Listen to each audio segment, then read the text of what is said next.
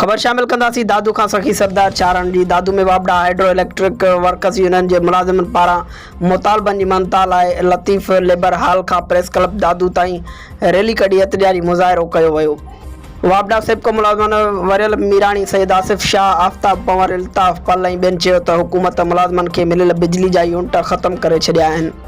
मुलाज़िमनि जी औलाद खे पिणु कोटा तहत नौकरियूं न पियूं ॾिनियूं वञनि। हुननि चयो त वापडा मुलाज़िमनि जा ख़तमु कयल यूनिट बहाल करे मुलाज़िमनि जे औलाद खे कोटा तहत नौकरियूं ॾेई ख़ाली पियल जायूं भरियूं वञनि। निजकारी जे अमल खे फौरी तौरु रोके मुलाज़िमनि जूं पघारूं महांगाई जे हिसाब सां वधायूं वञनि।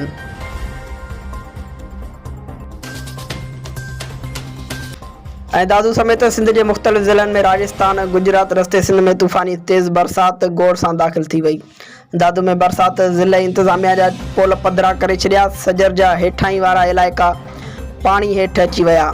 शहर जा रोड रस्ता ऐं सरकारी ऑफिसूं पाणी हेठि अची वियूं। म्यूनिसिपल इंतिज़ामिया ग़ाइब बिजली जो निज़ाम दरम बरम थी वियो। तूफ़ानी बरसाति सबबि केतिरा ई वण पाड़ो पटिजी विया। दुकाननि जा साइन बोर्ड किरी पिया जॾहिं त 5 खां वधीक नौजवान ज़ख़्मी थियण जा इतला आहिनि।